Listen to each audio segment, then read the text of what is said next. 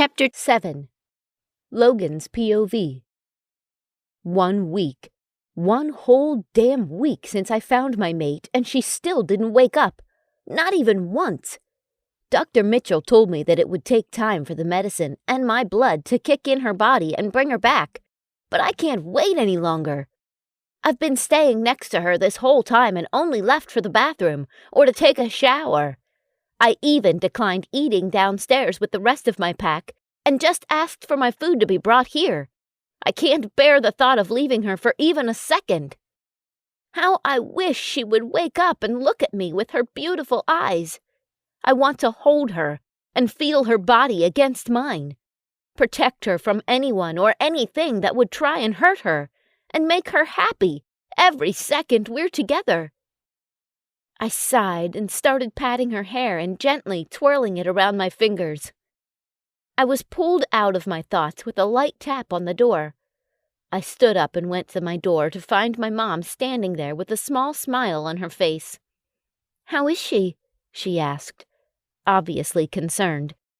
I turned and looked at my mate, sleeping in my bed, then turned to my mom as I smiled back at her. "She's improving, but she still won't wake up." I tried not to sound broken in front of my mom, but with no use. My eyes told her everything.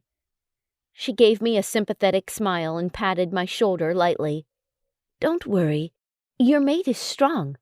She'll wake up when she's ready." I looked her in the eye, took a deep breath, and nodded.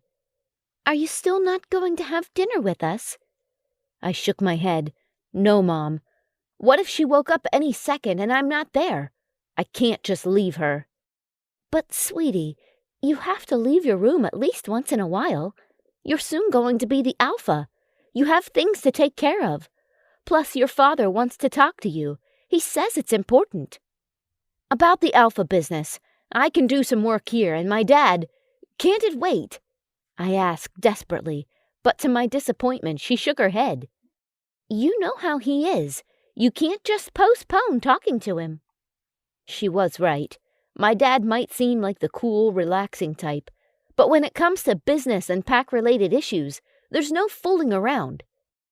"Okay, but Mom, can you stay with her? And if she woke up, you immediately mind-link me or something." She nodded. "Okay." I kissed her head and left the room after taking another glance at my angel. I made my way to my father's office, which will soon be mine, and knocked. "Come in," I heard his answer from behind the door. I opened the door and entered. "Good afternoon, Father," I said as I made my way to the couch in front of him. He raised his head and looked at me, a smile spreading across his face, which I couldn't help but reply to him with one. He stood up and made his way to the couch, placing himself next to me. "Okay, I think something is up. So, Logan, how's your mate?" he asked. "She's improving," I said, not helping the smile that made its way to my face at the thought of her. Even my wolf Rex was howling in joy, but we were both cut short from our happy moment when my father started again. I've been wanting to talk to you about her ever since she came." "What about her?" I asked, a bit worried.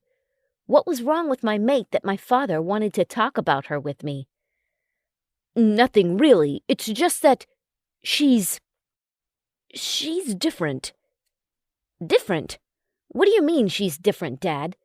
And that's when I realized what he was talking about. My mate is human. She's not a werewolf. I scoffed and continued, "Oh, you mean 'cause she's not a werewolf?" He nodded. "I'm worried about our pack. How will she lead them beside you? She's weak, Logan. You need someone stronger." "Oh, no, he didn't. Now I'm mad. No, Dad. I don't care if she's human or not. Hell, if she was the devil himself, I wouldn't mind. She's my mate, and I love her, Dad. I will accept no other. And how can you say that she's weak? She freaking saved my life when you couldn't." I snapped at him, and before he could reply, I stood up and made my way to the door to leave. "I think I'll be challenging you for the alpha position soon. That's the only way I'll be able to protect my mate from whoever wanted to hurt her, including you," I said dangerously, just as I opened the door and left. I went downstairs to the kitchen to grab something to drink and cool myself down. How dare he think I would mate with someone else? I was beyond angry.